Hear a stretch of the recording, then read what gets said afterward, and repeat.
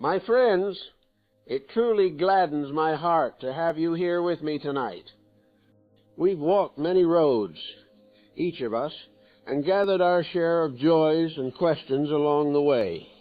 But still, there are mysteries that call to us, quiet ones, the kind that whisper beneath the noise of the world. Have you ever felt it? That subtle movement behind all you do, the hidden flow beneath your words, your choices, your days. It's there, shaping us, speaking in silence. And if we listen carefully, we begin to sense what lies beneath it all, the secret current of thought itself.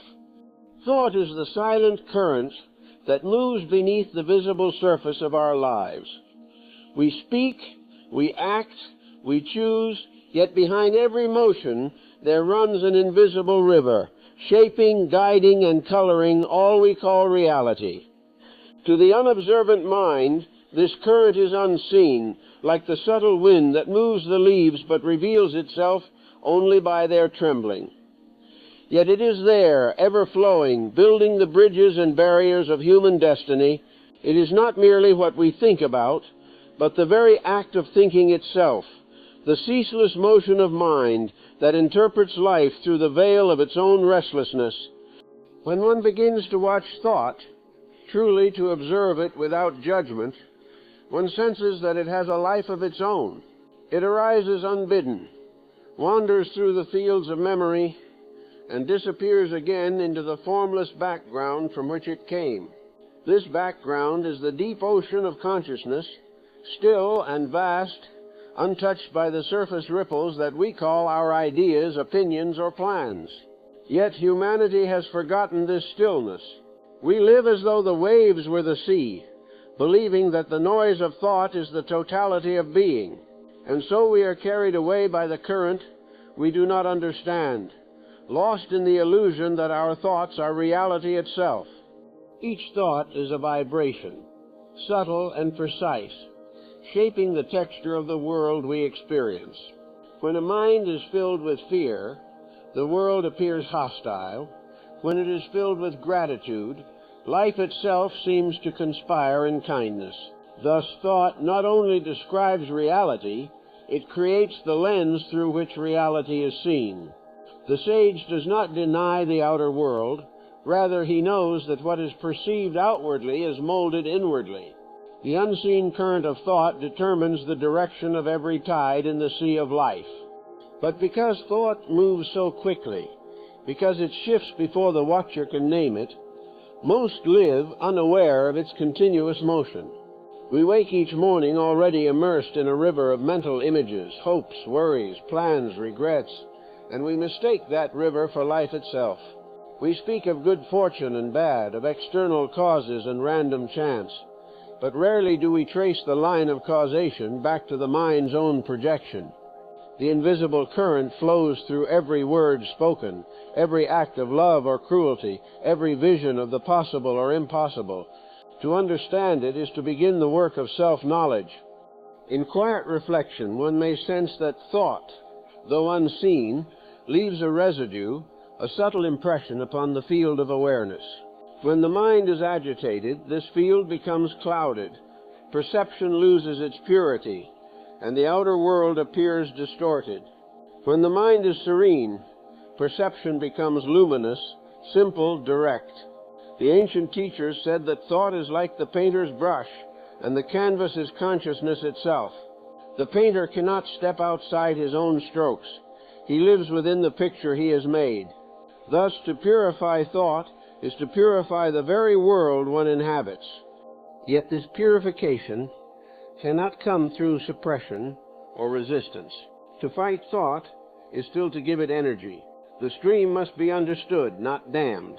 When one watches without interference, thought begins to reveal its pattern, the habitual loops, the recurrent desires, the hidden fears that shape its movement. This is the beginning of mastery, not through control, but through insight. For thought loses its tyranny the moment it is clearly seen. Awareness is the great dissolver. What is brought into its light can no longer rule in darkness. The invisible current is creative, but it is also reactive. It carries not only our conscious aims, but the residues of countless impressions gathered through life, the whispers of past experiences, the echoes of collective memory, the vibrations of ancestral thought. This is why the mind cannot be understood as a private instrument alone. It is part of a larger stream that flows through all humanity. The patterns that bind one individual are but eddies in the greater river of human consciousness. To study one's own thought is, therefore, to study the thought of the world. This realization brings humility. The thinker is not the master, but a participant in a vast process. The currents that shape one's inner life are ancient and shared, the same fears that haunted early humanity, the same longings that built civilizations, the same ideals that gave birth to art and faith. In every mind, these archetypal energies continue their movement, clothed in personal forms, yet universal in essence. When we glimpse this continuity, we no longer judge our thoughts as good or bad. We observe them as energies seeking understanding, seeking harmony, seeking return to their source. So, the first step upon the inner path is to feel this current, not to resist it, nor to be swept away, but to sense its rhythm, to listen as one might listen to the murmur of a sacred river. Through that listening, something awakens beyond thought, something that is aware of the current, yet not part of it. That silent witness is the true beginning of wisdom. It is the stillness that holds the motion, the unmoved that allows movement to be known. In time, the student learns that the invisible current is neither enemy nor ally, but the medium through which consciousness experiences itself. Thought, when purified by understanding, becomes a luminous servant of truth. When left unconscious, it becomes the architect of illusion. To awaken to its mystery is to step from dream into awareness, from the surface to the depths where reality begins to unfold as a reflection of the eternal mind. And as the seeker begins to recognize this movement, the ebb and flow of ideas, the play of images, the rise and fall of inner tides, a question arises gently within the heart. If thought creates my reality, who or what creates thought itself? That question leads us onward, into the next chamber of understanding, where we begin to see how thought gives birth to the inner world we call self. Out of the unbroken silence of being, thought arises like a spark from the friction of consciousness against experience. It is the first ripple upon the still lake of awareness, a subtle motion through which the formless begins to clothe itself in form. From this first movement, the inner world is born, the realm of images, memories, associations, and meanings through which the soul interprets existence. Before thought, there is only direct perception, pure and indivisible. With thought, there emerges distinction, the knower and the known, the seer and the seen. Thus, the moment of thinking is also the moment of separation, and through that separation, the vastness of reality becomes personalized, limited, and named. The child does not yet know this division. In the early dawn of life, consciousness flows unbroken. Joy and sorrow arise and pass like clouds across a clear sky. But as thought begins to form, as language, comparison, and memory gather, a world takes shape within. The mind begins to name the nameless, to judge the unjudged, to claim and to reject. I like, I dislike, this is mine, this is not. Thus, from the simplicity of being, a complex universe of preference, identity, and belief emerges. What was once an open field of awareness becomes a garden enclosed by walls of idea. Each thought, once born, seeks continuity. It calls for another thought to support it, another to explain it, another to defend it. In this way, the mind constructs a universe, not of stars and stones, but of concepts and emotions, a world so intricate that one may live and die within it without ever glimpsing the infinite sky beyond. This is the inner world, radiant with dreams yet heavy with shadows. It is the invisible landscape upon which all outer experience is reflected, the secret theater where the drama of life is rehearsed before it appears upon the stage of action. To understand the birth of this inner world is to see that every experience is filtered through it. The senses may report the external scene, but the mind colors and interprets it according to its own patterns. Two people may walk the same path, yet each inhabits a different reality, for each perceives through the veil of thought. The field itself is one, but the mind divides it, labels it, and therefore limits it. In this way, the mind does not merely observe life, it creates the version of life that it is capable of understanding. We say, "I think," as though the I were separate from the thought, as though there existed a thinker apart from the thinking. Yet if one watches closely, one sees that the thinker is born with the thought itself. The moment a thought arises, so does the sense of the one who thinks it. The two are inseparable, subject and object, thinker and thought, like two ends of the same movement. When thought ceases, the thinker dissolves. When thought returns, so does the I. Thus, the self we cling to is not a permanent entity, but a process, a continuity maintained by the perpetual motion of thought.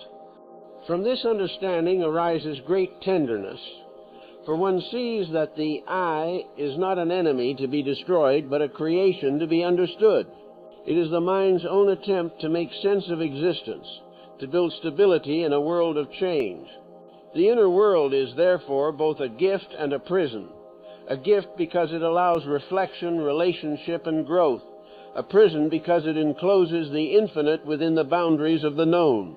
The task of spiritual understanding is not to reject this world, but to illumine it, to bring light into its chambers so that every shadow is seen for what it is, a play of thought upon the wall of consciousness. When thought first learned to name, the world of form became intimate. Trees were no longer nameless. Rivers became symbols of life. Stars became guides for the journeying soul. The universe entered human consciousness and became the mirror in which humanity saw itself. Yet with this intimacy came possession. What was once sacred began to be divided into mine and thine. The mind in naming also claimed. And so the birth of the inner world was also the birth of conflict. For where there is possession, there is fear of loss, and where there is fear, love becomes conditional. In meditation, one may watch the building of this world as it happens moment by moment. A sound is heard, and instantly thought names it. Bird, wind, car, voice. The moment it is named, the relationship changes. We no longer hear simply, we interpret. Between perception and reality, thought has stepped in as mediator. Yet this mediation, while necessary for communication and survival, is also the root of misunderstanding. The outer world is not divided, but thought divides it, and then we live within that division. This is why the mystics of all ages have spoken of returning to the state of direct seeing, where perception is uncolored by memory. They do not mean to destroy thought, but to restore it to its rightful place as a servant of awareness, not its master. For thought is a magnificent tool, but a poor ruler. When it governs consciousness, it confines it. When it serves consciousness, it expresses its beauty. The difference lies in knowing the source from which thought arises and the silence into which it returns. The birth of the inner world, then, is the story of the soul's descent from unity into multiplicity, from the boundless to the bounded, from pure being into the play of becoming. It is a necessary journey, for without it there could be no self-awareness, no evolution, no return. But once this world is built, one must learn to see it for what it is, a creation, not the creator, a reflection, not the light itself. To live wisely is to dwell in the world of thought without being imprisoned by it, to use the mind without losing the awareness that precedes it. And when this understanding begins to dawn, the seeker stands between two worlds, the world of form and the world of formlessness, and senses that both are one movement of the same eternal life. The river of thought flows within the ocean of awareness, and the ocean receives it without resistance. But for most, this union is forgotten, and they live only in the ripples, mistaking the reflection for the source. To see through this illusion, one must learn to recognize the mirror itself, the mind that projects reality as it believes it to be. Thus the next step unfolds, to gaze deeply into this mirror of the mind, to understand how it reflects, distorts, and recreates the image of the world. For only by understanding the mirror can one see the true face beyond reflection. The mind is a mirror, luminous by nature, yet covered with the dust of countless impressions. Upon this mirror, the images of life are cast, and in those reflections, humanity beholds the world, itself, and even the divine. But a mirror can deceive if one forgets that it only reflects. Thought, being the movement of this mirror, projects what it contains and then perceives its own projection as reality. Thus, what we call the world is, to a great extent, the reflection of our inner state, not the thing itself, but its echo within the field of consciousness. When the mind is still, the reflection is clear, reality is seen as it is, without distortion. But when thought trembles with desire, fear, or ambition, the surface ripples, and the reflection becomes broken. We then live not in truth, but in interpretation, not with what is, but with what we imagine to be. The sages have always said that man does not see the world. He sees himself in the world. The angry see hostility, the jealous see injustice, the hopeful see opportunity, and the peaceful see harmony. The outer scene remains the same, but each mind translates it according to its own vibration. Thus the mind is not a passive mirror, but a creative one. It colors all that it reflects. Observe how thought shapes even the simplest moment. A word is spoken, perhaps carelessly, perhaps kindly, and instantly the mind reacts. It recalls similar words from the past, weighs them against expectation, and produces a feeling. That feeling, though born of thought, seems real, solid, undeniable. Yet if one could look beneath it, one would find only the image in the mirror, the mind reflecting itself through memory and association. In this way we live perpetually within our own reflection, mistaking it for life. The mirror, though, is not evil. It is the necessary instrument through which consciousness knows itself. Without reflection, there could be no recognition.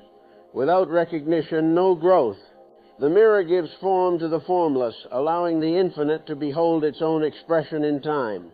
But trouble begins when the reflection is mistaken for the original, when the image in the mirror becomes the center of worship and fear. Then the soul becomes lost in its own creation, chasing the shifting shapes of thought and emotion, forgetting the silent observer who stands before the mirror, watching.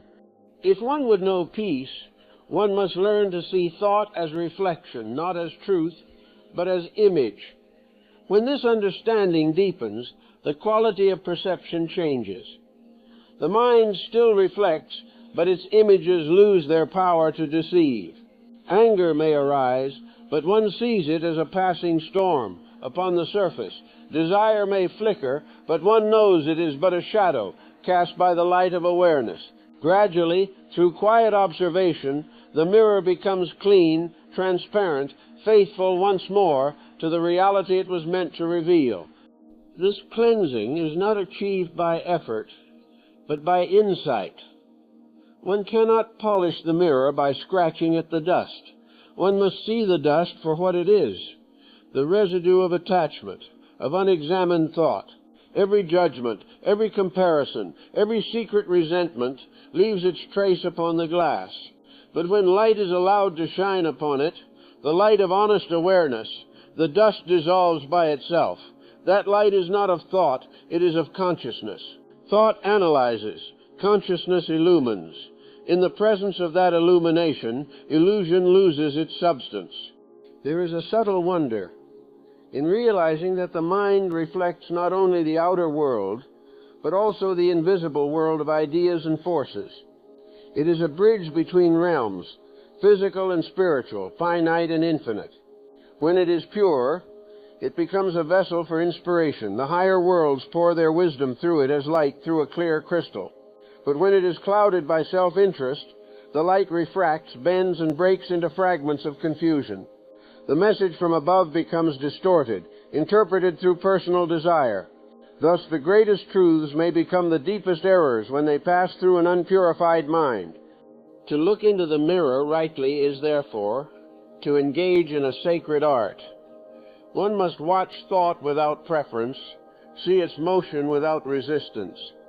In doing so, one begins to sense the distinction between the movement of thought and the stillness of awareness. Awareness is like the space in which the mirror exists, vast, unchanging, beyond reflection. Thought arises within it, plays upon it, and subsides.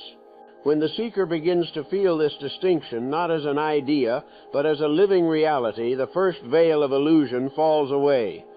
Then a deeper truth reveals itself, that what we call the world is the projection of the contents of consciousness upon the vast screen of existence.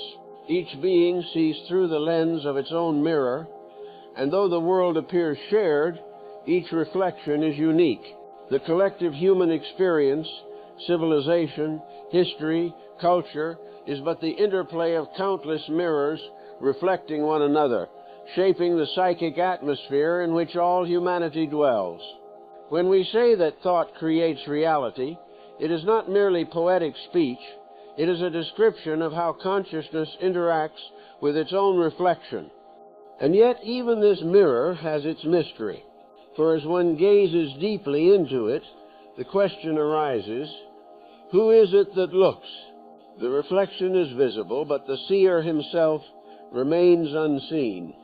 The mirror can show everything except the one who gazes. To find that original presence, the observer must turn inward, beyond the mirror, beyond the reflection, into the pure awareness that makes seeing possible. That awareness cannot be named or described.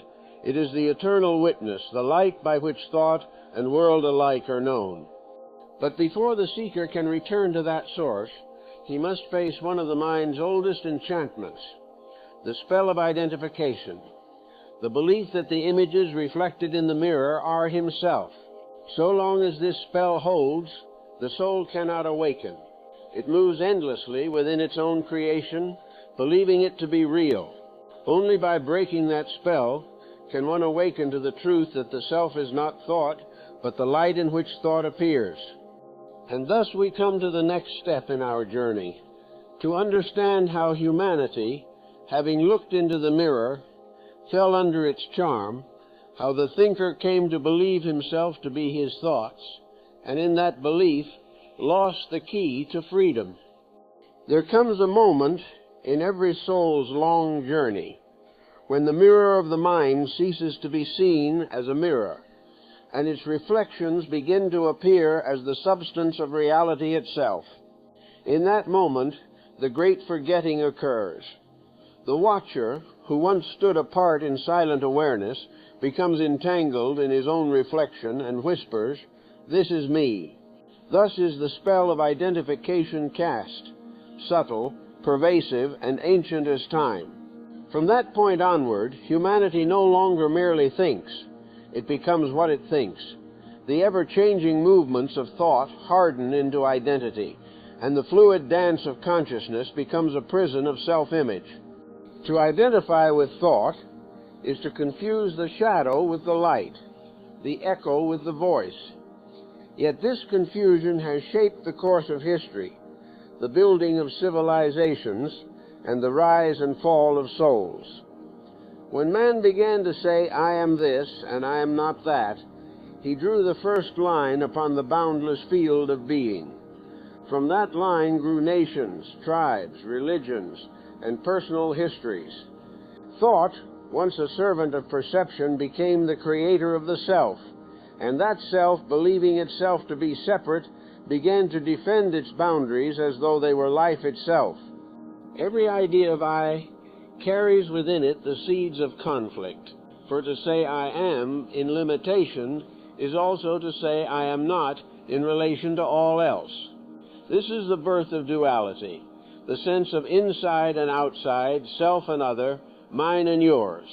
The soul, once at home in the infinite, becomes an exile wandering through its own conceptual landscape, seeking to recover in things, people, and achievements the wholeness it unknowingly abandoned. But the exile cannot find rest in the world of images, for every image is impermanent. The mind creates its reflection, falls in love with it, and then mourns its passing, and thus the cycle of attachment and sorrow begins. If one looks deeply, one may see that almost every human sorrow arises from this spell. We suffer not because of what is, but because of what thought tells us it means. We are not pained by loss itself, but by the image of my loss. We are not troubled by uncertainty, but by the idea that I must know.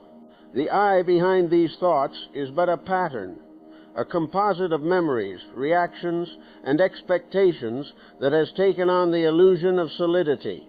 And yet, when one seeks this I in direct experience, it cannot be found. It is like chasing a shadow that retreats as one approaches. Its existence depends entirely upon the light of unawareness. But to the one under the spell, this phantom self feels utterly real. It seeks pleasure, fears pain, demands recognition, and measures its worth against others. It builds monuments of success and temples of belief to preserve its fragile continuity. Even when it suffers, it clings to suffering as proof of its existence. Thus thought sustains itself through identification by convincing the soul that without its movement there would be nothing. And indeed, for the false self, that is true. When thought ceases, the illusion of the separate I dissolves, and what remains is not nothingness, but vastness, the unconditioned being that has been there all along. To see through this spell requires not condemnation, but compassionate observation. One must watch how thought continually seeks to attach itself to experience. I feel sad, I am happy, I am spiritual, I am unworthy. Each statement reinforces the imagined self and strengthens its boundaries. The very language of the mind becomes the spell's incantation. But when awareness turns upon this movement and sees it as it happens, when it recognizes this is a thought identifying itself with me, the enchantment weakens. The seer begins to awaken from the dream of selfhood. It is not easy, for the spell is woven through every fiber of human culture. From childhood, one is taught to define oneself by name, by nation, by role, by opinion. Society depends upon this identification. Without it, the machinery of comparison and ambition would falter. Yet deep within, the soul yearns for freedom from these labels, for the return to the state of pure being where life is lived, not defined. That yearning is the first crack in the enchantment, the faint light that signals the beginning of awakening. The ancients called this awakening dying before death, for it is the dissolution of the false self while the body still lives. The seeker who passes through it does not become blank or indifferent, but alive in a new way. Freed from the compulsion to defend or enhance an imagined identity, one moves through life with quiet grace. Praise and blame, success and failure, gain and loss, these no longer strike the same chords, for they belong to the realm of the reflected self, not the real. The mirror still shows its images, but the watcher no longer mistakes them for himself. And yet, to reach this freedom, the soul must face its deepest fear, the fear of nothingness. For the mind, which lives through thought, imagines that without identity it will vanish. It cannot conceive of existence without definition. But the truth is otherwise. Only thought dies, and what remains is life itself. Beyond identification lies a peace so vast, so luminous, that the very question of who am I becomes irrelevant. There is only awareness, unbounded, watching the play of form without attachment. Still, before that peace is realized, the seeker must pass through the storm. the inner struggle where the machinery of thought resists its own unveiling. It will create new identities out of spirituality itself, saying, I am the one who understands, I am awake, I am detached. These are but subtler veils of the same spell. True liberation dawns only when the need to be anything at all dissolves, when being is enough. Then the mirror shines again, but now it reflects without distortion. Thought continues to arise and subside, but there is no longer a me within it. The dance of ideas goes on, but it moves in harmony with the stillness that contains it. The world remains, but its burden is gone, for the one who carried it has disappeared into the vastness of awareness. Yet even as this truth is glimpsed, the spell still casts its shadow upon humanity as a whole. Its influence extends far beyond the individual. It governs the collective mind, shaping history, culture, and society. To understand the deeper reach of thought's illusion, we must look not only within but around into the vast web of shared beliefs and fears that bind mankind together. And so our reflection deepens into the next mystery, the collective dream, the shared shadow that arises when millions of minds believe together, creating the psychic atmosphere we call the world. Desire and fear are the twin forces that sustain the restless motion of thought. They are the hidden engines beneath the ceaseless activity of the mind, pushing and pulling the soul through the corridors of experience, shaping dreams and disappointments alike. If one listens quietly within, one can hear their rhythm, the heartbeat of the mental world. Every thought, no matter how refined or ordinary, bears their imprint. The mind imagines, seeks, and pursues because it desires. It avoids, resists, and hides because it fears. Between these two poles, human consciousness turns endlessly like a wheel that knows no rest. Desire begins innocently. It is the soul's longing for fulfillment, the echo of its memory of wholeness. Deep within every creature lies a remembrance of completeness, a sense that there was once or could be again, a peace beyond all striving. Desire is that remembrance distorted into motion. It seeks outwardly what can only be found inwardly. And so the human being pursues pleasure, success, love, recognition, and meaning, believing that through the attainment of some outer form, the inner ache will be soothed. But desire cannot end by satisfaction, for every fulfillment is temporary. The moment one object is attained, another arises. The wheel turns again, and the current of thought continues its ceaseless flow. Fear, its shadow twin, guards the opposite gate. Where desire reaches outward, fear contracts inward. It is the attempt of thought to preserve what it has created, to protect the image of self from loss, humiliation, or annihilation. Fear is the negative form of the same longing that drives desire. It is the refusal of change, the clinging to continuity. Desire says, I must have more, and fear replies, I must not lose what I have. Between the two, the soul is torn, forever reaching, forever retreating, never resting in the center where both cease to exist. The tragedy of this machinery is that it feels alive while it slowly drains the vitality of the spirit.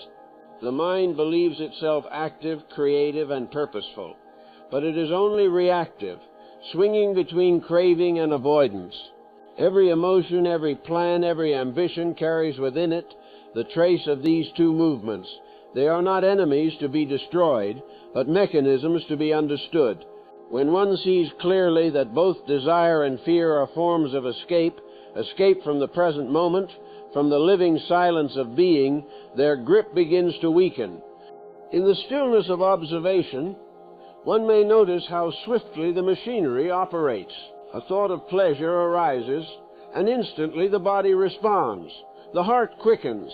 The imagination rushes forward to create the image of fulfillment.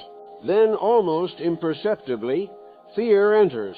Fear of failure, fear of loss, fear of disappointment. The dance continues endlessly, feeding upon itself. This is the essence of psychological time, the mind projecting a future where desire might be fulfilled or fear might be avoided. Thus, thought divides life into what is and what should be, and within that division, conflict is born. The great illusion is that desire and fear belong to separate realms, that one is positive and the other negative. But both are movements of bondage, both are rooted in attachment to the image of self. Desire seeks to enlarge that image.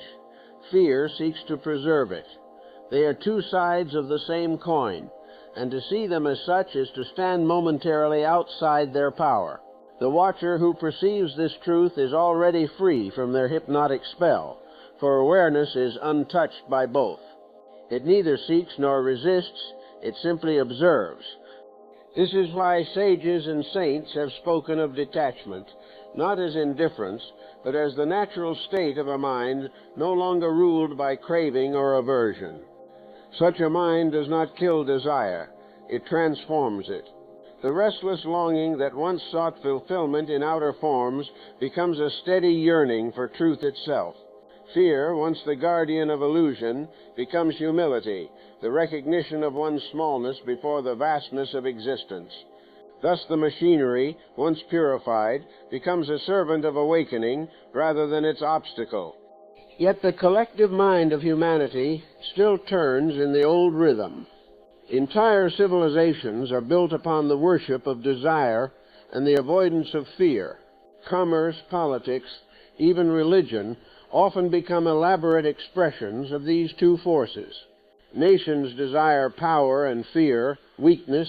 Individuals desire wealth and fear poverty. Believers desire heaven and fear hell. This duality underlies the whole structure of society. To question it is to question the very foundation of the world's thought. If the seeker wishes to understand the creative power of thought, he must look not only at individual thinking, but at this vast machinery that operates within the collective psyche. It is this shared rhythm of desire and fear that generates the psychic climate of humanity, the restless winds that shape culture, history, and destiny, the wars of nations, the rise and fall of ideals, the oscillation between progress and decay, all mirror the same inner movement that occurs within a single mind. The individual and the collective are not two. They are the same pattern expressed on different scales. To step beyond this pattern is not an act of will, for will itself is a child of desire. It is an act of insight, the quiet seeing of the futility of all chasing and fleeing. When that insight dawns, even for a moment, something shifts in the depths of consciousness. The machinery continues to move, but its noise no longer deafens the heart. The observer stands apart, not aloof but free, participating in the dance of life without being bound by it. This is the beginning of freedom, not freedom to have or to escape, but freedom to be. But before this freedom can take root, the seeker must confront the broader shadow that sustains desire and fear, the collective thought field of humanity itself. For each individual mind is but a spark within a vast fire, and the currents that move through one move through all. To awaken individually is to begin to cleanse the atmosphere of the whole.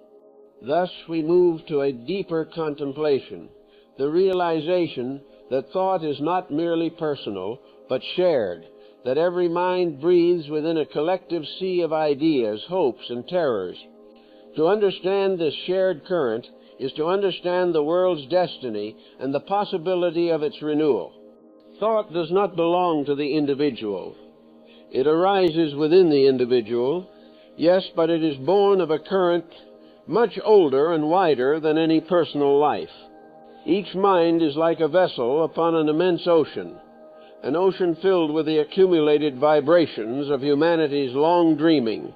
In that ocean dwell the patterns of civilization, the memory of tribes, the unspoken fears of nations, the invisible ideals that move masses of men to build, to conquer, to prey, and to destroy. This is the shadow of collective thought, a living field of inherited impressions that shapes every birth and binds every awakening soul within the gravity of its history. Few perceive this directly. We think our thoughts are our own because they occur within the narrow circumference of our awareness. But watch the mind carefully, and you will see how most of its content is not original. Its beliefs are echoes, its language borrowed, its judgments learned, its desires modeled upon others. Even rebellion follows patterns older than the rebel. The world teaches the child how to think, what to value, what to fear, and the child becomes a new channel for the ancient current to continue its flow.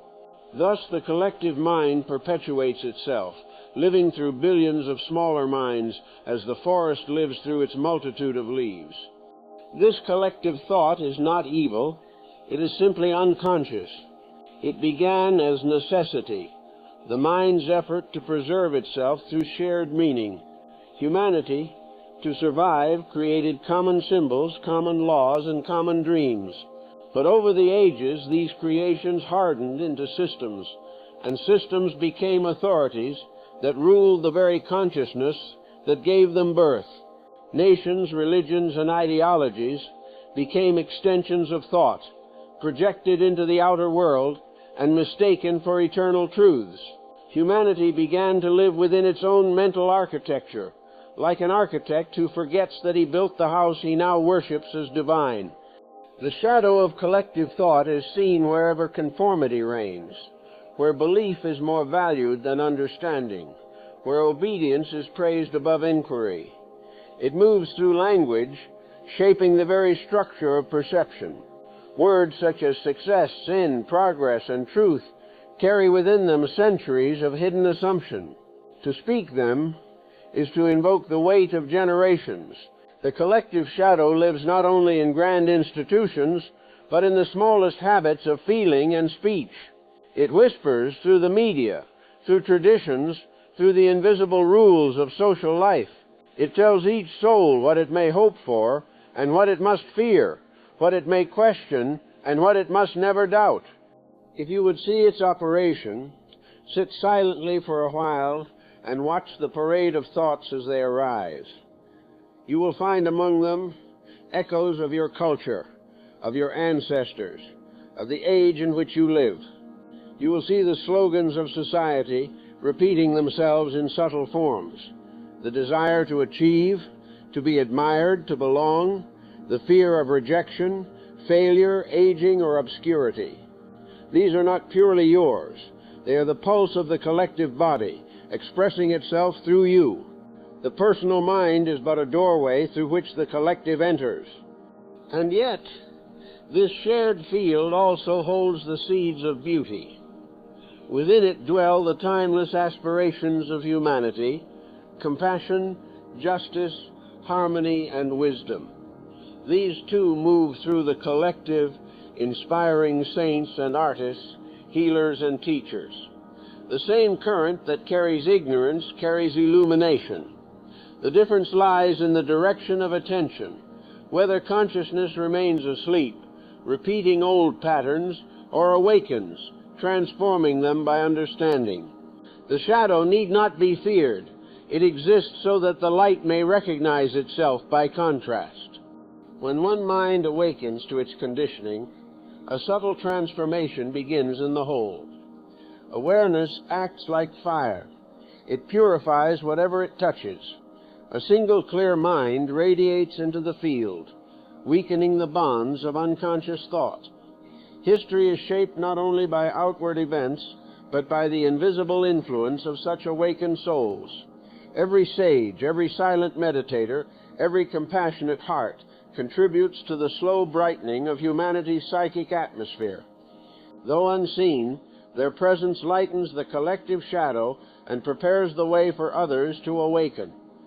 Yet the shadow resists illumination, for it survives through identification and conflict.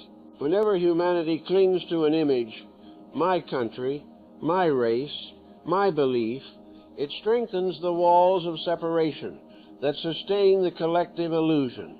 Every division feeds the shadow, and every act of understanding dissolves it.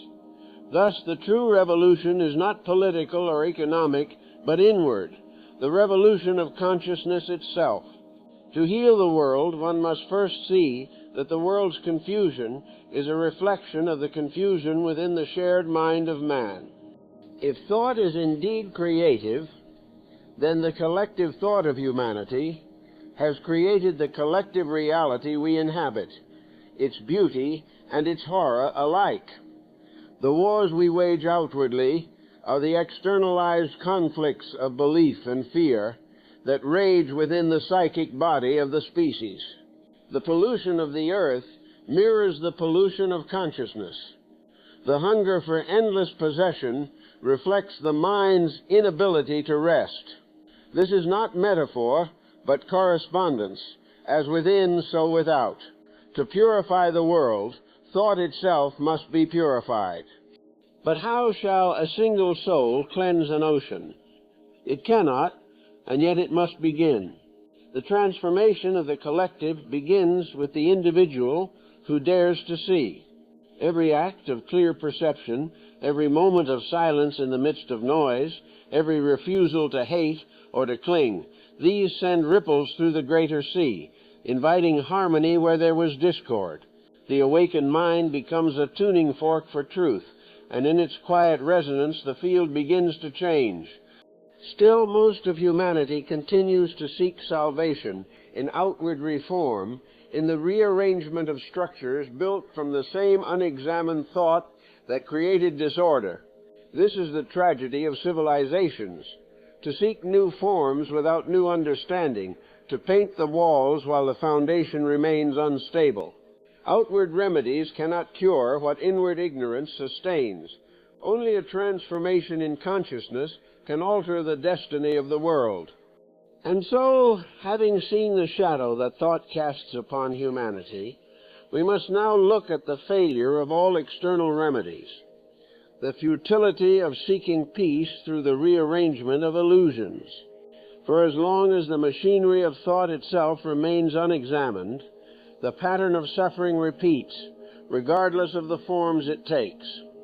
For countless centuries, humankind has sought deliverance through change in the outer world. Kingdoms have been built and fallen, creeds proclaimed and abandoned, laws written and rewritten, yet the same old restlessness continues beneath every new arrangement. The faces of power alter, the costumes of progress shift, but the heart of man remains in conflict. The outer forms evolve, yet the inner condition, the agitation of thought, the hunger for security, the fear of death, the ache for meaning, persists unchanged. The failure is not of effort, but of direction. For while humanity has mastered the art of altering circumstance, it has forgotten the greater art of transforming consciousness. To understand why every external remedy fails, one must first see that the world is the mirror of the mind. Every social structure, every invention, every institution arises from the patterns of thought within humanity. They are the collective projections of the inner world made visible. Thus, to attempt to heal the world by changing its outer arrangements is like trying to alter one's reflection in the mirror without touching the face itself. The same mind that creates disorder tries to repair it, but its tools are born of the same confusion. And so history moves in circles, repeating its own unfinished lessons under new names and banners. Consider how every reform, noble in its intention, carries within it the seed of the old ignorance. The desire to build a just society often masks the craving for control. The yearning for peace becomes the weapon of another war. The pursuit of equality breeds new hierarchies of ideology. This is not cynicism, but observation. Whenever thought attempts to fix the world without understanding itself, it spreads its own division upon the fabric of existence. For thought, by its nature, divides. It creates opposites, defines through contrast, and acts from memory. It can improve conditions, yes, but it cannot end conflict, because it is itself the instrument of conflict. The mind seeks comfort in action, for silence terrifies it. To pause and look within seems dangerous, almost useless, compared to the glamour of doing. Yet no action can be right if it springs from confusion. A confused mind may build temples or institutions, but within them will echo the same dissonance that built them. The sickness is not in the structures, but in the consciousness that creates them. The real revolution, therefore, is not outward, but inward, a revolution of perception. When the individual ceases to seek salvation in the rearrangement of externals and begins to inquire into the roots of his own thought, something subtle shifts. The fever of reform cools into the clarity of understanding. The urge to change others dissolves, and attention turns inward, where the true battle of creation and illusion is fought. Then one begins to see that outer events are symptoms, not causes, that every war begins in a thought of division, every oppression in a thought of superiority, every greed in a thought of lack. To address these with policy or persuasion is like trimming the branches of a poisoned tree while its roots remain untouched. Humanity's tragedy lies not in its failures, but in its forgetfulness. It forgets that every outer structure, government, economy, religion, is a mirror of inner tendencies. It forgets that peace cannot be legislated, that morality cannot be imposed, that love cannot be taught by decree. All these grow only from the soil of inward understanding. Without that soil, no system can bear fruit, for the seed of disorder will always bloom anew. And yet, the mind clings to its remedies. It hopes that through progress, technology, or new philosophies, it may finally conquer suffering. But progress without wisdom multiplies confusion. Knowledge without self-knowledge becomes destructive. The world today, rich in power, yet poor in peace, stands as proof of this imbalance. We have extended our reach to the stars, yet we stumble in the darkness of our own motives. We have conquered matter, but not the self that misuses it. The more we master the outer world, the deeper we become entangled in our inner blindness. There is a kind of sacred futility in this endless seeking, for it eventually exhausts the seeker. When all outer remedies have failed, when every promise has been tried and found wanting, the mind begins to turn upon itself. It asks, for the first time with sincerity, why does suffering persist no matter what I do? That question, asked in stillness, marks the beginning of wisdom. The failure of external remedies is not a punishment but a mercy, for it drives consciousness inward to discover the source of all creation, thought itself. To see that outer change is powerless without inner clarity does not mean one should abandon the world.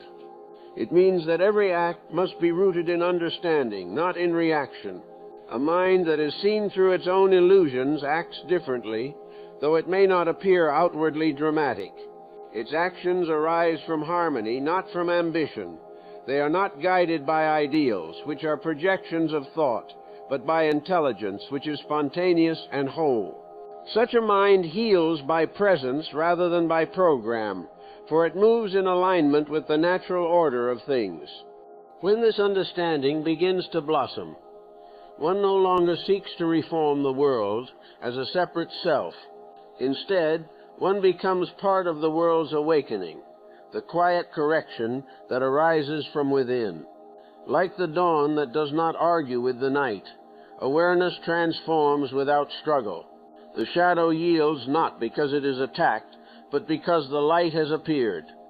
And so the futility of external remedies becomes the doorway to a new possibility, the discovery of the inner law, that which governs thought, order, and consequence within the unseen dimension of being. To live according to this law is to find alignment with the divine rhythm of existence, where harmony replaces striving and understanding dissolves conflict at its root. Let us, then, follow this current deeper into the recognition of that inner order, the law that governs the unfolding of life from within, invisible yet unerring, the silent architecture upon which reality itself is built. There is a turning point on the spiritual path, so subtle that many pass it unnoticed. It comes not with visions, not with sudden ecstasy or revelation, but with a quiet recognition that within the ceaseless movement of thought there exists something that does not move. It is the still point, the silent witness, the one who observes without judgment or interference. To discover this inner observer is to step for the first time outside the machinery of mind, to behold thought, not as master nor as enemy, but as a movement within consciousness. It is as though, after years of dreaming, one awakens and realizes that the dream is still occurring, yet one is no longer entirely inside it. This observer is not the thinker. The thinker belongs to thought, rises with it, and disappears when it subsides. The observer, however, is prior to thought. It watches the thinker as easily as it watches the clouds or the wind. It is the light by which thought becomes visible. When one first glimpses this light, a profound stillness enters the being. The noise of mental chatter continues, yet something in the depths remains untouched, serene and luminous. The discovery of this still presence is not the result of effort or belief. It occurs naturally when attention ceases to chase every movement of thought and simply sees it as it is. In the beginning, this awareness flickers. The mind, unaccustomed to being seen, rebels. It floods the field with distractions, doubts, and desires. It whispers, "This stillness is unproductive. This watching is useless. There are things to be done, goals to be achieved." But each time attention returns to the watcher. Each time one remembers to observe rather than to react. The power of thought weakens slightly as a wave loses force upon the shore. Slowly, the realization grows. I am not my thoughts. They come and go. I remain. I am not my feelings. They rise and pass like morning mist. I am the awareness within which all of this unfolds. The discovery of this observer is the beginning of true freedom. For as long as one identifies with thought, one is bound by its creations, fear, desire, comparison, regret. But the observer stands beyond all this. It sees without interference, and in that seeing, a quiet understanding arises. The world no longer appears as a chaos of separate events, but as a movement within the one field of consciousness. Joy and sorrow, gain and loss, success and failure, these cease to define the self, for the self has shifted from the transient to the eternal. At first, the observer may appear detached, almost indifferent, as though standing apart from life. But this detachment is not coldness. It is clarity. It is the space in which true compassion can be born. For only when one ceases to identify with one's own suffering can one truly understand the suffering of others. The observer does not pity, it understands. It does not resist, it embraces. Its compassion is not sentimental, but sacred, the quiet acknowledgement of the shared essence that moves through all beings. One may ask, who is this observer? Is it the soul, the spirit, the divine within? Words fail here, for the observer is not a thing among other things. It is not located in time or space. It is the very condition by which time and space are known. When you look out upon the world, when you listen to your own mind, that awareness which knows, that is the observer. It has no name because it is not separate. It cannot be seen because it is the seer itself. In the ancient teachings it is called the witness, the Atman, the silent self, the inner light. But these are merely symbols pointing toward a reality that each must discover inwardly, not through belief, but through direct seeing. When this discovery deepens, life takes on a different rhythm. Thought continues, as does emotion and action. But their weight is gone. The observer remains as the unshaken axis of the wheel. Even in turmoil, one senses the calm beneath the waves. In joy, one does not cling. In pain, one does not despair. The ups and downs of existence no longer define one's being, for one has found the stillness that neither rises nor falls. This stillness is not opposed to movement.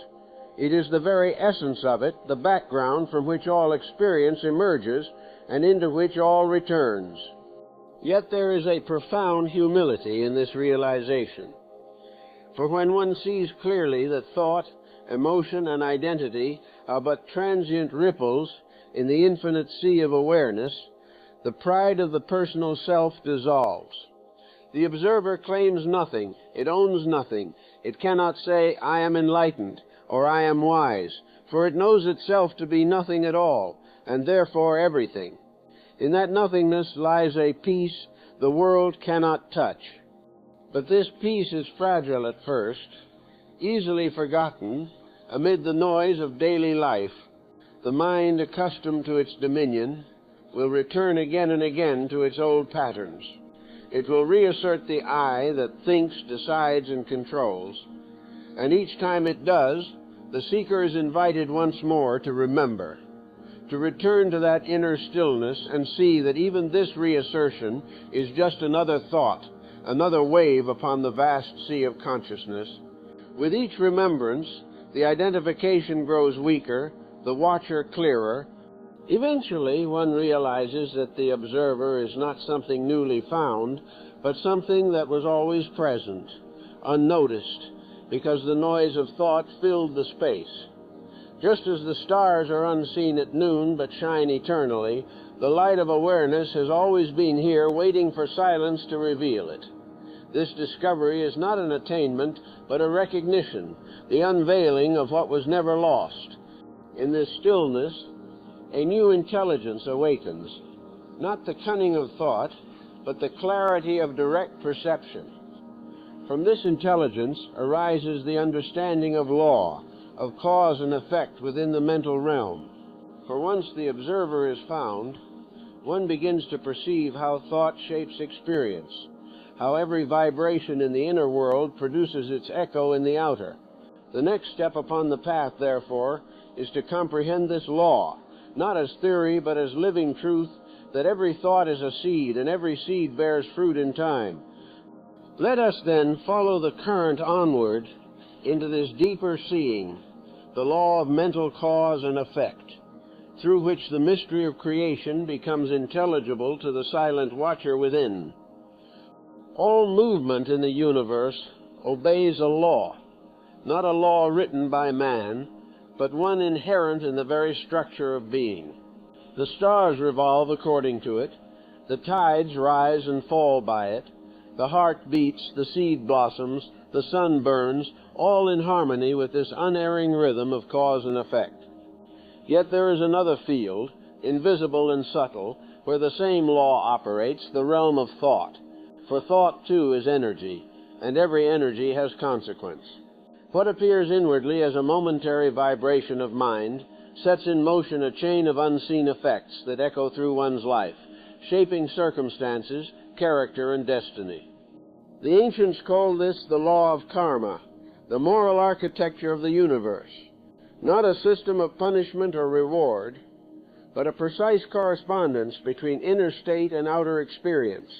What one sends forth in thought, feeling, and intention returns, not by decree, but by the nature of resonance.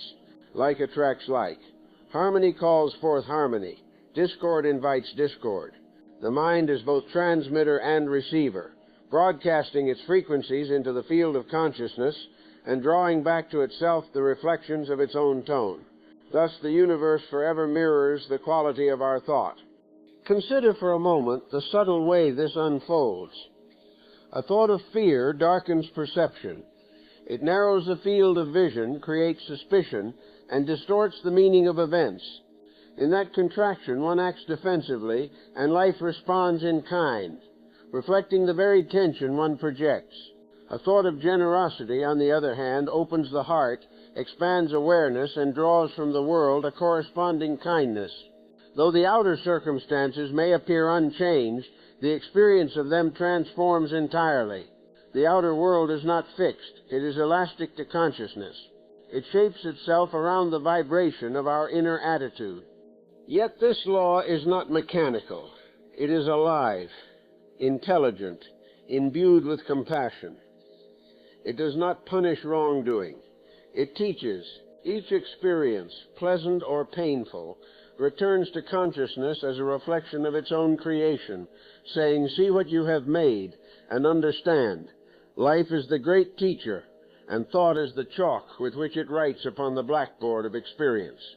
To those who resist this truth, existence seems unjust and arbitrary. To those who perceive it, every event becomes instruction, every difficulty a mirror, revealing the pattern that thought has woven.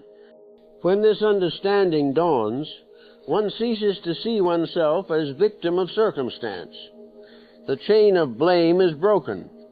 One recognizes that nothing enters one's life that does not correspond in some way to one's own state of consciousness, not as moral fault, but as resonance. The harsh word one receives, the disappointment one endures, the opportunity one meets, all are drawn by affinity to the inner condition. Thus, to change life, one must change thought. Outer reformation without inner transformation is like repainting the reflection while leaving the image unchanged. But to apply this law wisely, one must distinguish between its literal and its living meaning. It is not a simplistic equation of good thought brings reward, bad thought brings pain. Rather, it is the profound recognition that consciousness is creative, and that the tone of one's mind sets the quality of one's world. To live in fear, even while doing outwardly virtuous deeds, is to sow seeds of unrest. To act with love, even amid imperfection, is to plant the roots of peace. The universe listens not to words, but to vibration. Every thought carries within it a potential form. Most dissolve without manifestation, like seeds that fall upon barren ground. But those charged with strong emotion, belief, or repetition take root in the subtle field and in time flower into experience. The garden of life is cultivated unconsciously by most souls who later wonder why thorns arise where roses were hoped for. The wise learn to tend this garden consciously, planting thoughts of clarity, compassion, and gratitude, knowing that each will mature in its season. Yet the purpose of this law is not to bind, but to liberate. For when one truly sees that one is the creator of one's experience, one also glimpses the way out of bondage. No longer does one fight with the world, blaming others for pain or fortune. The battle shifts inward, not to self-condemnation, but to understanding. The seeker learns to watch each thought as it arises, to feel its quality, to discern its consequence before it manifests. In this quiet vigilance, thought begins to purify itself. The law, once seen as limitation, reveals itself as guidance, a compass pointing always toward harmony. There is a divine justice underlying this principle, but it is not the justice of reward and punishment. It is the justice of balance.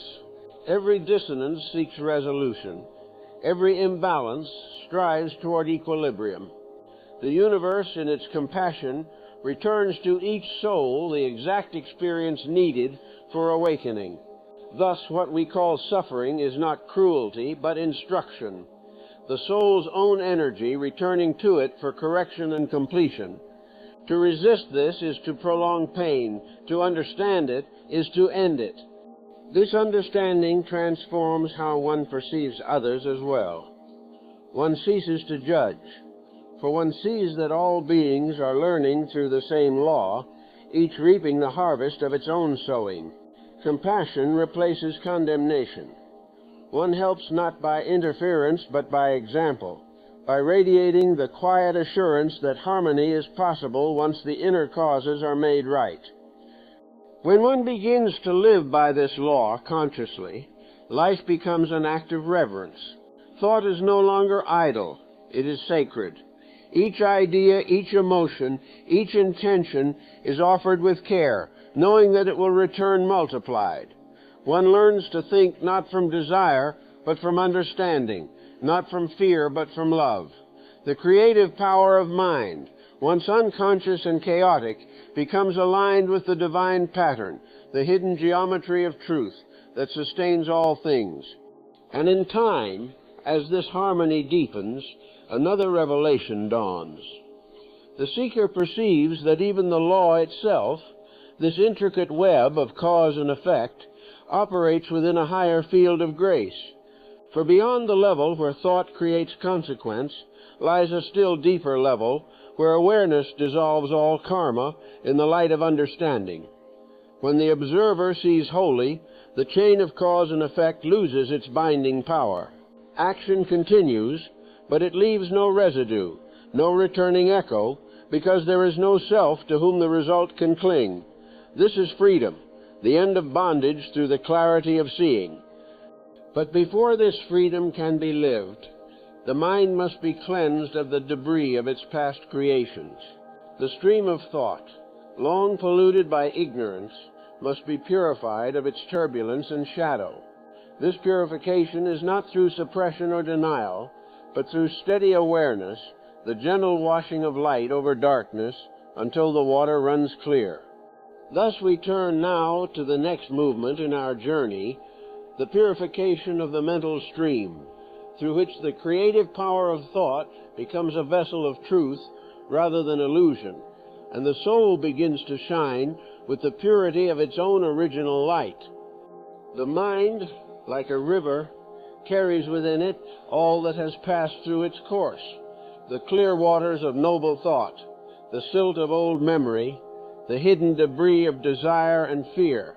Over ages of living, thinking, reacting, this stream becomes clouded. It no longer reflects the light purely, but distorts it through the turbulence of its own content. To purify the mind is not to still it by force, nor to deny its movement, but to cleanse it through the quiet fire of awareness, until it flows again in harmony with the order of truth. Many imagine purification to be a laborious process, a discipline imposed upon the unruly mind by an act of will, but the will belongs to the same mind that must be purified. How can that which is clouded cleanse itself? True purification arises not through effort, but through understanding. One must look directly into the stream, see clearly what pollutes it, and allow the seeing itself to wash it clean. The waters are not made pure by struggle, but by the natural transparency of awareness. Every unexamined thought leaves a trace, a subtle vibration that lingers in the field of consciousness. When thoughts are selfish, fearful, or angry, they thicken the current, slow its rhythm, and darken its hue. When they are generous, humble, and compassionate, they lighten the flow, allowing it to move in tune with life. These traces accumulate, forming the tendencies we call character. Thus, to change character is to cleanse the thought stream. No outer act, however noble, can substitute for this inward work, for conduct arises inevitably from the quality of consciousness that animates it. In this work, observation is the key. Watch each thought as it arises, not to judge it or suppress it, but to see it clearly, its motive, its flavor, its destination. A thought of anger, if seen without justification or resistance, loses its power to multiply. A thought of envy, when illumined by awareness, reveals the hidden sense of inadequacy that gave it birth. Seeing that inadequacy in the light, one no longer seeks to fill it through comparison. Thus, through observation alone, the impurities of thought dissolve. The river clears itself when nothing further is added to its pollution. This is why silence is sacred. Not the silence of speech alone, but the silence of non-interference, a quietness in which the mind can reveal its own movement without distortion. In that silence, the deeper currents come into view, the inherited patterns, the collective emotions, the echoes of past experiences still vibrating within. To see these without fear is to release them. The light of consciousness is the great purifier. Nothing untrue can survive its gaze. Purification is not a retreat from life, but a deeper engagement with it. Every encounter, Every relationship, every challenge becomes an opportunity to see oneself. When insulted, observe the sting before reaction arises. What does it reveal? When praised, watch the warmth. What does it desire? Each emotion is a message from the depths, pointing toward the unhealed corners of the psyche. To meet life in this way is to walk the path of continual purification, where every moment becomes teacher, and every experience a mirror. But this cleansing is gentle, for awareness is gentle. It does not coerce the mind, it awakens it. The more one watches, the more subtle the perception becomes. One begins to sense even the faintest ripples, the small vanities, the hidden fears, the unconscious comparisons. These are not sins to be condemned, but shadows to be understood. And as they are understood, they dissolve, leaving behind a still clarity through which reality shines unhindered. When the mind grows clear, its movement changes. Thought becomes precise, luminous, economical. It no longer wanders aimlessly through memory and projection, but arises only when needed, like a servant called upon by the master of the house. Between thoughts, vast spaces of quiet appear, spaces not of emptiness, but of living stillness. In that stillness, one feels the pulse of existence itself.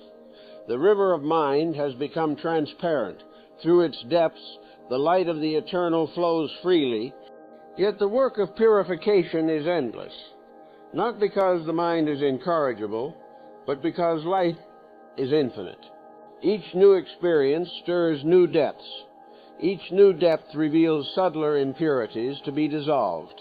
But for the one who sees, this is no longer a burden, but a joy. The cleansing of the mind becomes like the tending of a sacred flame, an act of love, not obligation. To keep the inner waters clear is to remain aligned with the divine current that moves through all things. When thought is thus purified, it becomes creative in the truest sense. It no longer reacts, it responds. It no longer distorts, it reflects. Its creations are not born of craving or fear, but of harmony with the whole. Such thought heals, uplifts, and illumines. It builds not prisons but pathways, not illusions but revelations of truth. It becomes, as the mystics have said, the Word made flesh, the pure vibration through which spirit takes form in the world. In the presence of such purity, life itself changes. One perceives a quiet order underlying all movement, a divine geometry that connects every event, every meeting, every thought. The world, once seen as fragmented, reveals itself as a single living organism, breathing in rhythm with the unseen law. The purified mind becomes the eye through which the universe beholds its own perfection. Yet even this clarity has its next step, for when the mind grows pure and still, another mystery dawns, the realization that truth cannot be captured by thought at all. Beyond purity lies silence, not the silence of absence, but the silence of direct understanding, a light too bright for thought to hold. It is to this silence we now turn, for it is here that the creative power of thought yields to the greater power of insight. There comes a point in the seeker's journey when thought, purified of conflict and illusion, grows quiet of its own accord. It is not forced into silence, as one might subdue a child. It becomes silent because it has seen the limit of its own power. It has looked into the vastness of existence and understood that it cannot grasp it, cannot name it, cannot contain it within the fragile lattice of words. In that moment, thought bows before a higher faculty, understanding born of silence. This is not ignorance, but wisdom freed from the bondage of language. It is perception unmediated, vision unclouded, knowing without knowing how one knows. This silence is not an absence of activity. It is a living presence, vibrant and awake, from which all true insight arises. When thought ceases, the senses grow luminous. Every sound, every movement, every breath reveals a hidden harmony. The mind, no longer dividing experience into me and world, feels life directly as one seamless movement. It is as though the veil between observer and observed has fallen away. The leaf trembling in the wind, the breath moving through the body, the distant cry of a bird, all become part of one silent symphony, heard not by the ear, but by the soul. In this silence, one realizes that understanding is not the product of analysis. It does not arise through accumulation, through reasoning from premise to conclusion. True understanding descends like light, whole and instantaneous. It is the meeting of stillness with reality, the direct communion of awareness with what is. When this occurs, the heart recognizes truth without argument, without doubt. One simply knows. Not I know, but knowing is. The knower and the known are one movement. This silent understanding is the very opposite of the restless intellect that seeks security in definition. Thought dissects, understanding unites. Thought compares, understanding embraces. Thought moves within time, measuring from what was to what will be. Understanding is timeless, a flash of the eternal within the moment. It cannot be sought, for the very act of seeking is thought's movement. It comes when the seeking mind is still, when attention rests wholly in the present, free from motive. Many confuse silence with vacancy, imagining it to be a dull state, a blankness. But the silence of understanding is filled with light, with subtle energy. It is not the emptiness of nothingness, but the spaciousness of everything, the fullness of being itself. It is as if the whole of creation breathes through that silence. In its presence, the smallest thing becomes sacred, the ordinary radiant. One does not think about beauty, one is beauty. One does not search for meaning. Meaning overflows from every corner of existence. In such moments, the burden of self falls away. The incessant whisper of I am this, I must become that, fades into stillness. Life is lived without resistance, without the tension of becoming. There is no separation between thought and action, between perception and response. The heart and the hand move together in harmony with the unfolding of the moment. From this unity arises effortless right action, not dictated by rules or ideals, but guided by the intelligence of life itself. This silent understanding is the true teacher. All scriptures, all philosophies, all spiritual traditions point toward it, yet none can deliver it. Words may indicate, but they cannot contain. The living truth must be discovered directly within oneself, in the quiet beyond thought. For as long as one seeks knowledge from outside, one remains a beggar. When one turns inward and becomes silent, one becomes the source. The river of wisdom flows from within, not from books or teachers, though they may serve as mirrors to awaken remembrance. In silence, cause and effect, past and future, all dissolve into the eternal present. This is the dimension from which all creation springs, the still point at the heart of motion. The sages have said that in the beginning was the Word, and the Word was with God. Yet before the Word there was silence, the womb of the Word, the unmanifest field from which vibration arose. When the mind becomes silent, it touches that same origin, and from it pure thought may emerge. Thought no longer born of desire or fear, but of the divine will expressing through a purified vessel. In such thought there is creative power, for it carries the vibration of truth. The thinker has vanished. Only the thought remains, carrying the fragrance of the infinite. When it is spoken, it heals. When it is acted upon, it blesses. It is the creative word, not personal, not willful, but aligned with the cosmic order. From silence arises the word of creation. From stillness, the movement of manifestation. To live in this way is to live as a conduit of the divine intelligence that governs all things. One no longer plans from anxiety or acts from compulsion. One listens. Out of that listening, action arises, simple, direct, harmonious. In the smallest gestures, the greatest power moves, for they spring from the center of the eternal. But this state cannot be preserved as an experience. For the moment one says, I have found silence. Silence is gone. Understanding cannot be held. It must be lived moment by moment. Like breath, it renews itself continually, dying and being born in the same instant. The mind that has tasted this truth no longer clings, it flows, and in that flow, life reveals itself as an unbroken revelation, a ceaseless conversation between the visible and the invisible. Now the path turns once more from the stillness of understanding to the creative act itself. For when the soul abides in silence, its every thought becomes a spark of divine utterance. The purified mind becomes the channel through which creation speaks.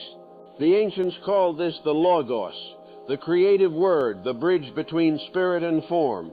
Let us then enter this sacred mystery, where pure thought becomes manifestation, and silence. In the deep stillness of understanding, where the mind no longer trembles with its old desires, a new kind of thought arises, luminous, effortless, untainted by the noise of self. It is thought no longer born from division, but from wholeness, no longer shaped by craving, but by harmony. This is the creative word, the vibration through which spirit becomes form, the subtle speech of the divine uttering itself into manifestation. It does not belong to any one tongue or creed.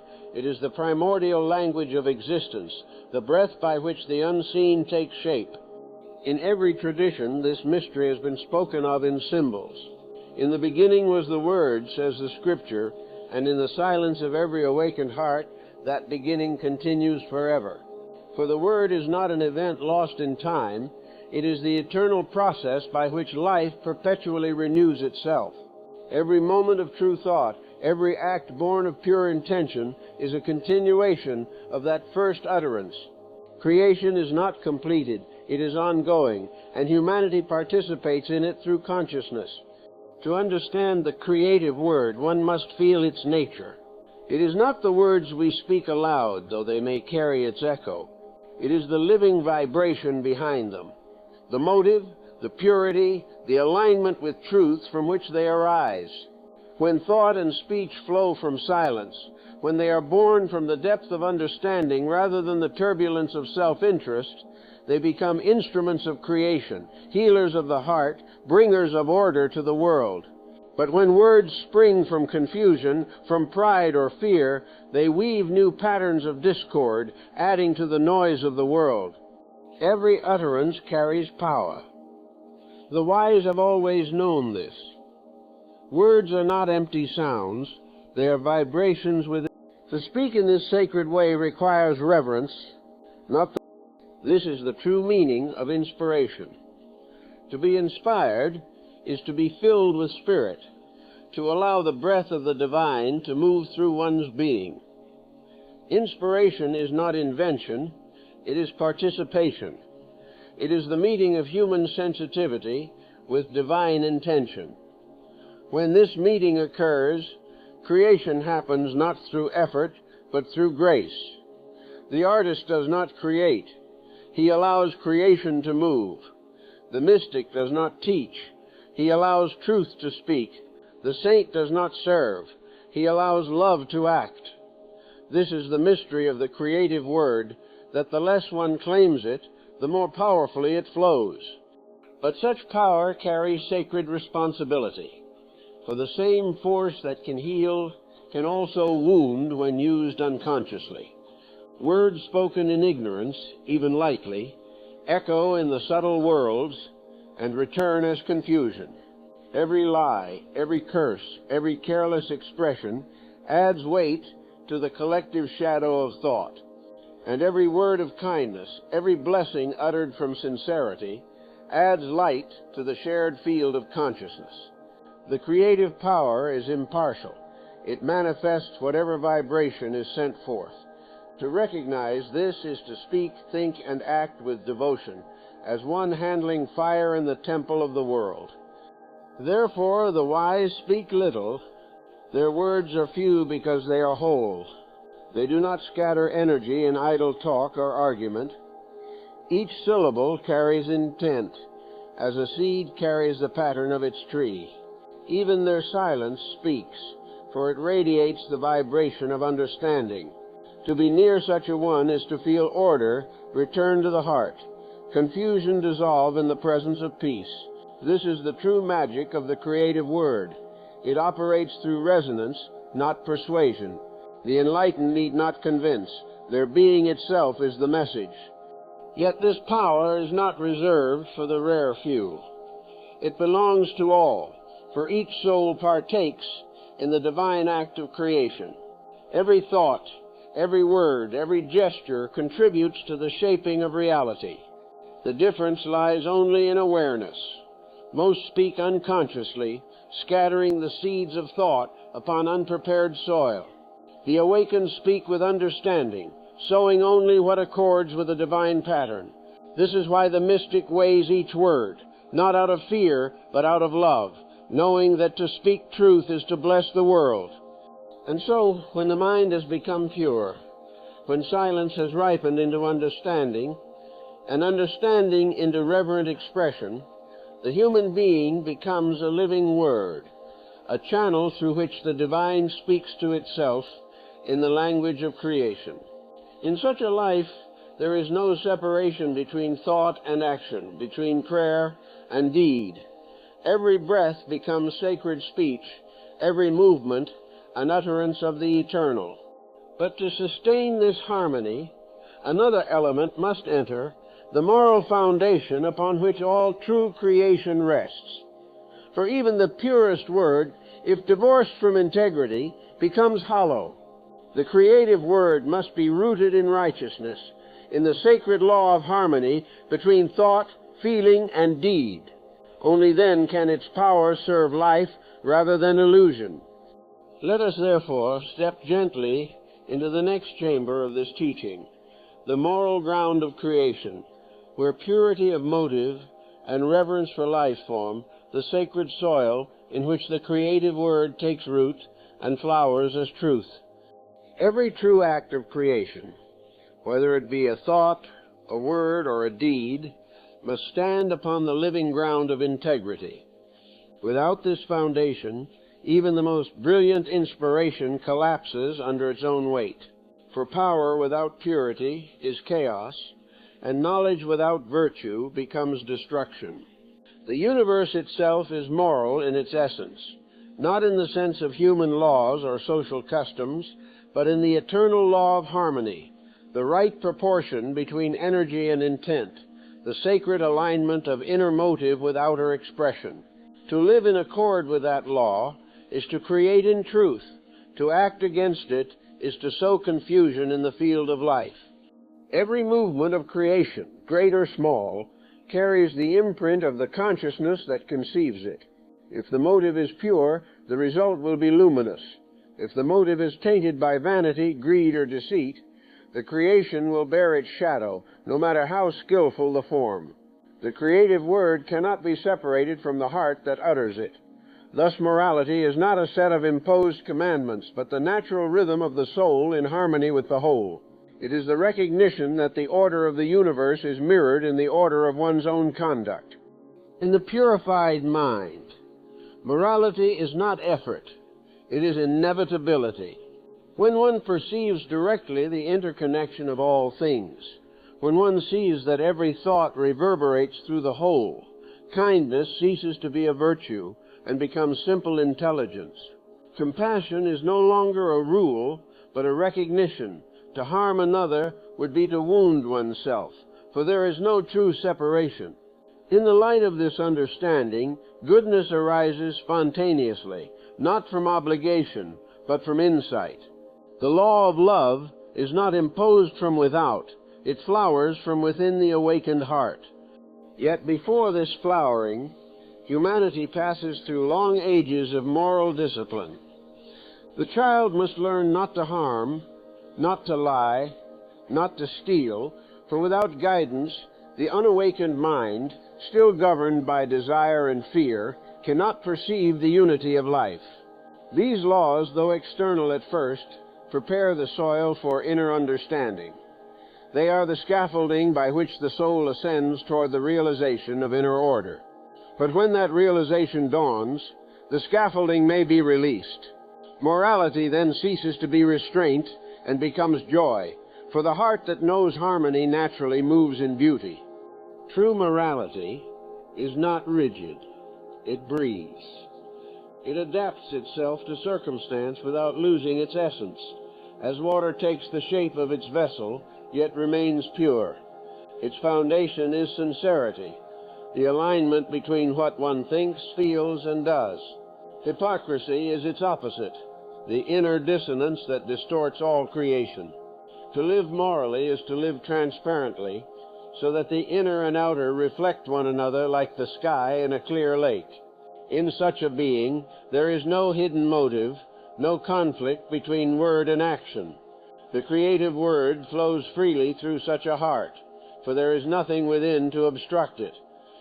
The sages have said that righteousness is power. The weak man seeks influence through cunning. The pure man possesses it without effort. His very presence heals and uplifts, for he embodies harmony. The moral foundation of creation is not austere but radiant. It is the strength of truth shining through the vessel of personality. The more transparent the vessel, the more brightly the light passes through. Thus, moral living is not renunciation of joy, but its fulfillment, for joy is the natural state of a life in accord with divine order. But morality, to be complete, must extend beyond personal virtue. It must encompass the relationship of the soul to the whole of existence. To live morally is to live reverently, to see the sacred in every form, to treat every fragment of life as part of the same divine tapestry, the tree, the river, the stranger, the enemy, all are threads of the one consciousness. To exploit, to waste, to dominate, to destroy for selfish gain is therefore a kind of blindness, an ignorance of unity. True morality is ecological, cosmic. It knows that the balance of nature and the balance of soul are reflections of the same harmony. In the moral foundation of creation, motive is everything. Two identical acts may differ utterly in their essence, for one may arise from love and the other from fear. It is not the deed that sanctifies, but the heart behind it. To give in order to be admired is to take. To give in silence is to bless. To speak truth in anger may wound. To speak it in compassion may heal. The creative word responds not to form but to frequency, and the frequency of love is the signature of divine alignment. Thus, the path of creation is the path of purification of motive. Every action, every word, every thought becomes an opportunity for self-examination. Why do I do this? Whose voice moves me? When the answer is free from self-interest, when the act springs from the quiet joy of service, then creation becomes holy. The moral law is not imposed by authority, but written in the very structure of consciousness. To act in harmony is to find peace. To act in discord is to suffer until understanding is restored. There is no judge in this universe but truth itself. It measures not by reward or punishment, but by resonance. When one lives in truth, life responds with clarity. When one lives in falsehood, confusion returns as teacher. This is divine justice, not vengeance, but balance. Through it, every soul learns to create responsibly, to speak carefully, to live reverently. The universe forgives endlessly, but it does not allow ignorance to escape its own lesson. From this moral foundation springs the education of the soul. For morality is not the end of wisdom, but its beginning. Once the ground of integrity is established, the higher faculties of understanding can unfold without distortion. Knowledge divorced from virtue becomes cunning. Virtue without knowledge remains incomplete. The two must grow together, mind and heart illumining one another. Thus, the next movement of our journey unfolds from moral understanding to the education of the mind and heart, where wisdom and compassion unite and the soul learns to live consciously as a co-creator with the divine. All true education begins not with the accumulation of knowledge, but with the awakening of understanding. To educate the soul is not to fill it with concepts, but to unfold within it the harmony of thought and feeling, intellect and compassion. The modern world trains the mind to analyze, to measure, to compete. It cultivates cleverness, but neglects wisdom. Yet wisdom is the fragrance of a heart educated in goodness. Without that fragrance, knowledge is barren, like a garden without rain. The education of the mind without the heart creates instruments of power, but not instruments of peace. The heart without the mind may love blindly, but it cannot see clearly.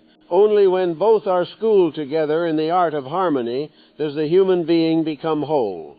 The mind must be taught silence, and the heart must be taught discernment. These are the two pillars of inner education. The mind learns silence, not by suppression, but by understanding its own restlessness. It sees that its endless chattering brings no clarity, that thought cannot solve what thought itself has created.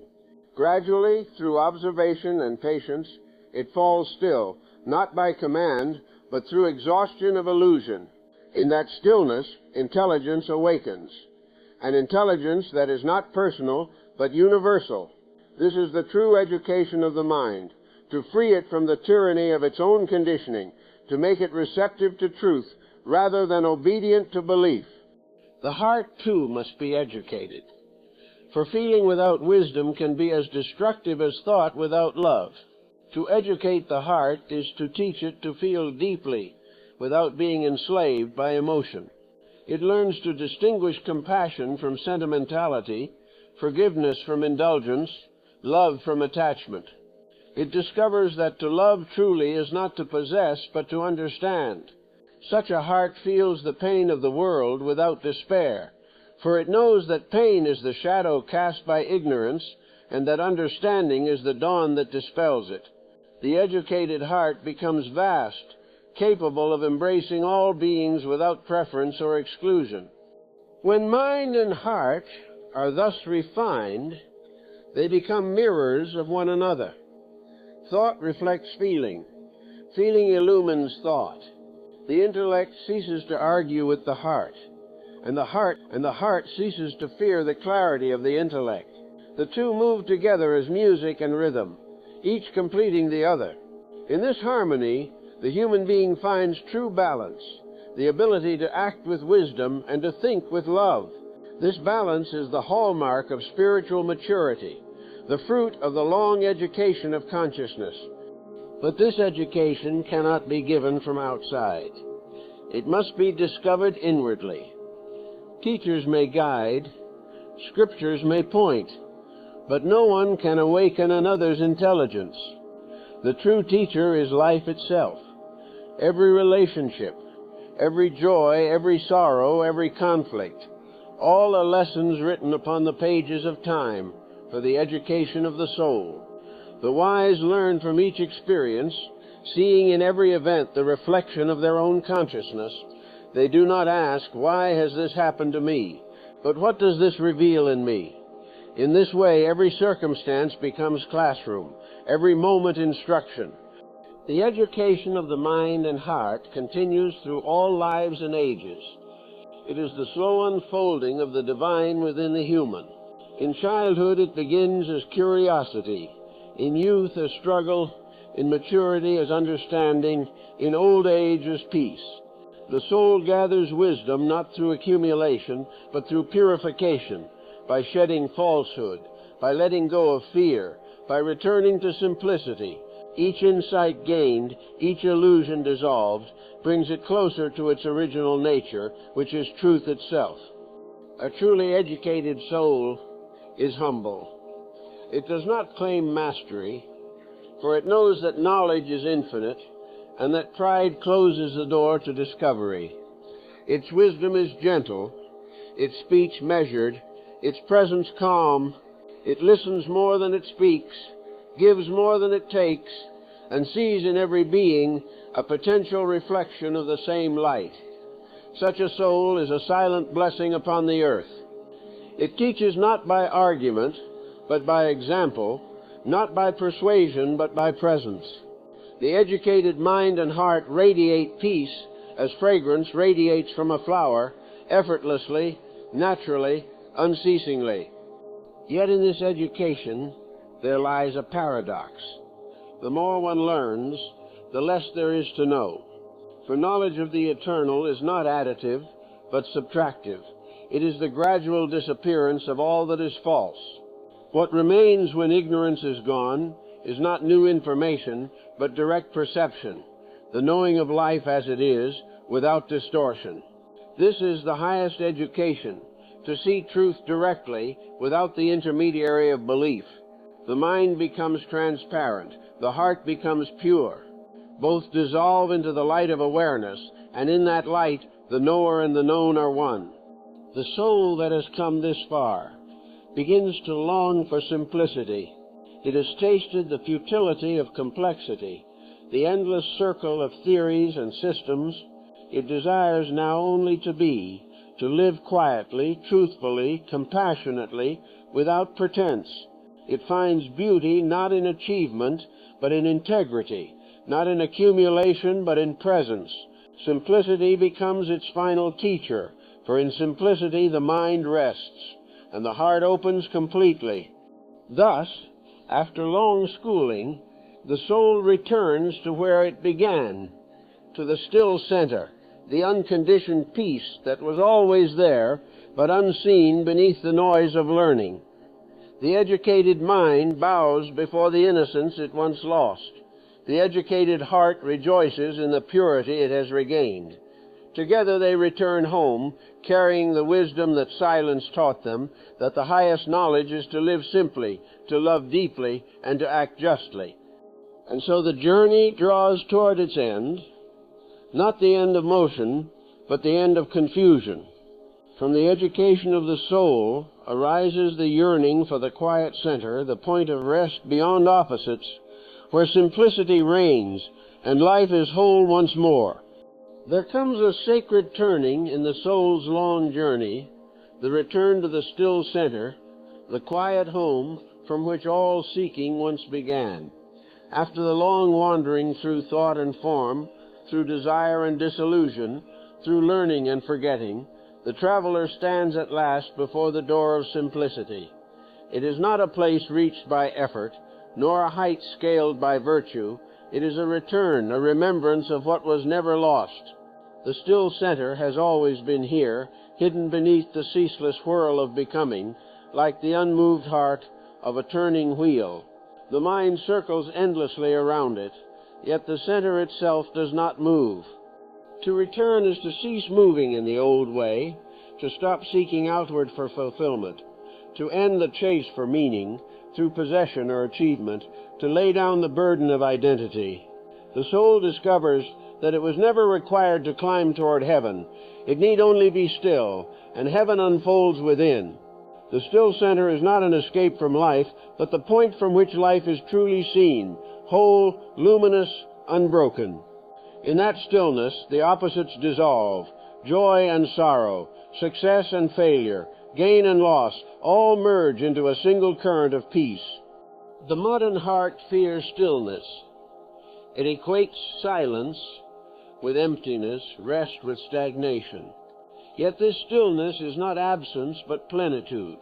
It is the quiet fullness from which all movement draws its power.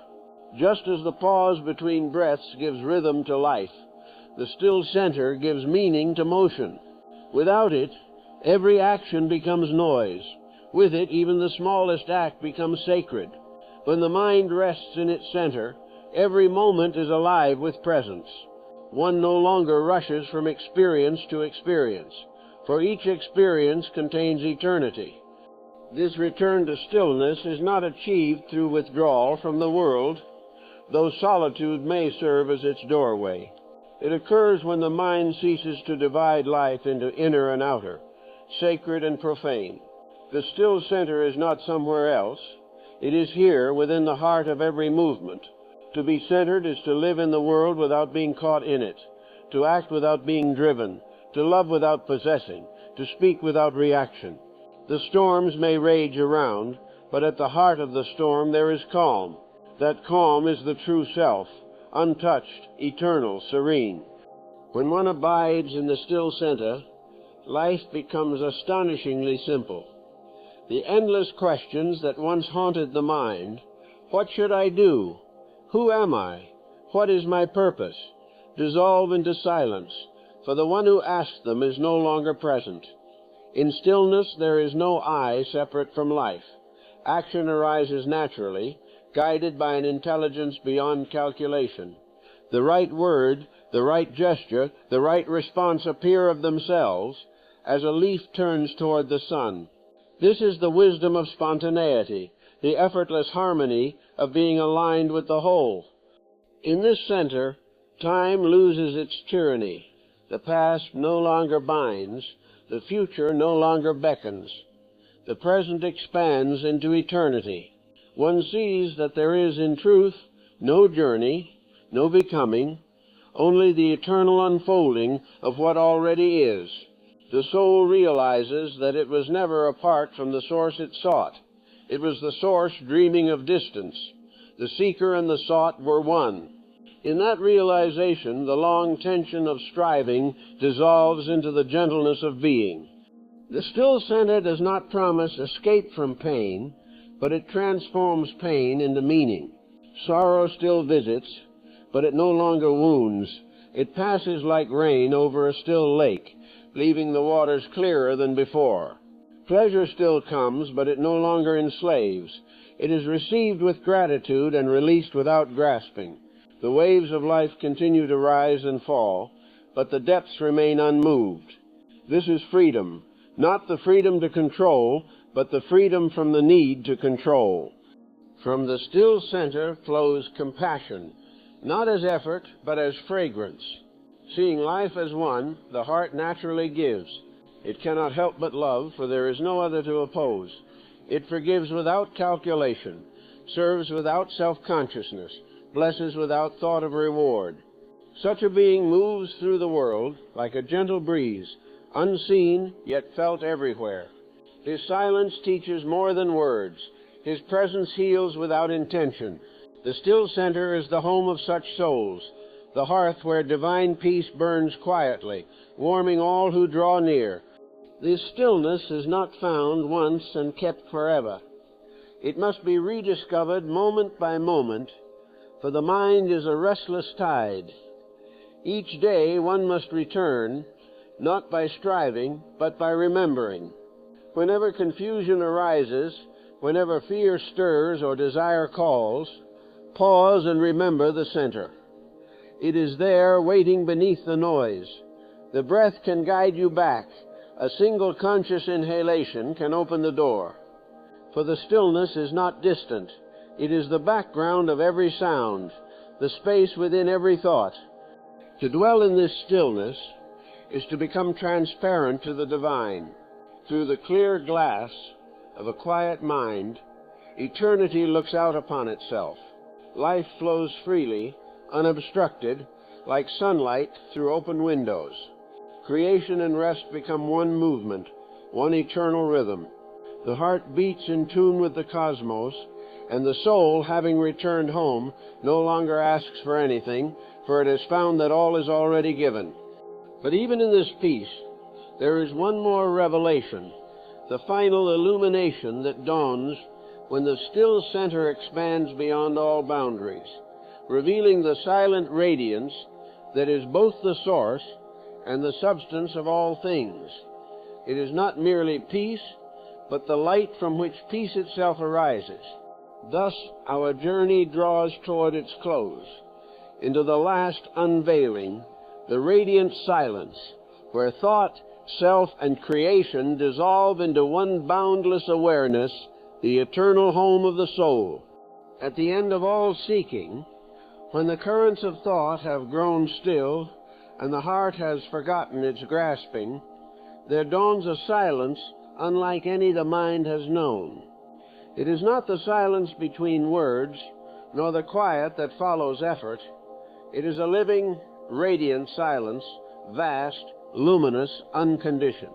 It does not belong to the individual, nor does it exclude anything. It is the silence from which all things arise and into which all things return. To call it silence is only a kindness to language, for it is not an absence of sound, but the presence of the eternal. In this silence, the last veil falls. The observer, who once watched the play of thought, is seen to be part of the same play. The witness and the witness dissolve together like mist in sunlight. What remains is awareness without center or boundary, not my awareness, but awareness itself, infinite and still. The whole universe seems to breathe in that stillness. Mountains, rivers, stars, the turning of galaxies, the beating of a sparrow's heart, all move within it, as ripples upon a single sea. There is no division, no distance. The dream of separateness, sustained for lifetimes, fades like a song that has played its final note. This silence is not attained. It reveals itself when all seeking ceases. It was never absent, only obscured by the noise of becoming. Every moment of longing, every effort to awaken, every failure and triumph was part of the journey back to what has always been. When at last the mind surrenders, when it no longer tries to name or capture the ineffable, the truth shines of its own accord. And what it reveals is breathtakingly simple. There was never anything to attain, only the recognition of what already is. Within this radiant silence, understanding flowers without thought. There is no one to understand, yet understanding pervades everything. The heart rests in perfect ease, for there is no longer another to fear or desire. Time loses its meaning. It becomes a gentle rhythm within eternity, like waves rising and falling on a shoreless ocean. Life and death are seen as a single movement, two breaths of the same eternal being. Joy is not felt as an emotion, but as the very fabric of existence. It does not come and go, it simply is. The sages have spoken of this silence in many tongues, as nirvana, as the kingdom of heaven within, as the Tao, as the eternal now. Each name points, none contains, for this silence cannot be confined to doctrine or image. It is before religion, before philosophy, before creation itself. It is the original light that shines behind all forms, the music that plays beneath all sound. It is the unspoken I am that whispers through the heart of all things, the presence that has been with you since before your first breath and will remain when the stars themselves are dust. In this state, morality, wisdom, and knowledge merge into one. There is no longer question or answer, right or wrong, sacred or profane. Everything is sacred, for everything is seen as an expression of the same reality.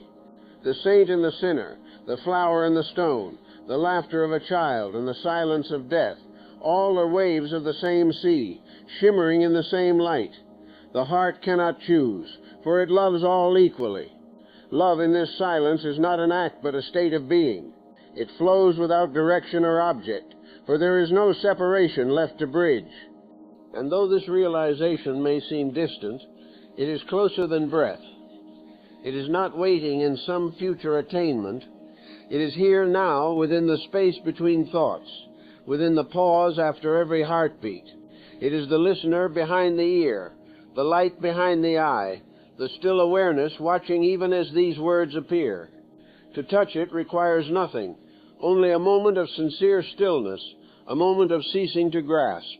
Then for an instant, or forever, the veil parts and the infinite looks through your eyes at itself. When the radiant silence becomes your dwelling, life continues, yet it is entirely transformed. The old patterns of fear and striving no longer bind, for they are seen as mere ripples upon the surface of being. Action flows naturally, guided not by will but by harmony. The body moves, the lips speak, the hands serve, yet within all there is stillness, the same stillness that moves the stars. Suffering, when it arises, no longer leaves a scar. Joy, when it visits, no longer demands to stay. Everything passes, and in its passing reveals the eternal that never passes. The enlightened ones have always lived thus, not as superhuman figures above the world, but as clear mirrors of it. They laugh, they weep, they work, they rest, yet through them shines the peace of the infinite. Their silence blesses more deeply than their words, for it awakens remembrance in all who draw near. In their presence one senses not the end of life's journey, but the beginning of true living, the life that is lived by the whole through the part, by the eternal through the moment. Eventually, even the distinction between silence and sound disappears. One sees that the radiant silence is not something apart from the world, but the very essence of it. Every sound is its expression, every form its gesture. The wind in the trees, the murmur of a stream, the cry of the newborn, the hum of a city, all are variations of its eternal song. It speaks everywhere, through everything, saying always the same word, be. And so, in this last turning of the path, we come not to an end, but to a beginning, to the endless unfolding of the timeless within time. The mystery of thought and reality, which seemed once so vast and tangled, resolves into simplicity. Thought was never separate from the consciousness that bore it, and reality was never apart from the one who perceived it. The dreamer, the dream, and the dreaming are one. Now there is no need for more words. The teaching has fulfilled its purpose. What remains is silence, radiant, boundless, alive. Rest there, beloved listener. Let the stream of thought return to its source. Let the heart open like a flower to the light. Let there be no more seeking, for the seeker has come home. The silence will teach you now, as it has always taught, as it forever shall. And in that still, eternal light, the journey ends and begins again.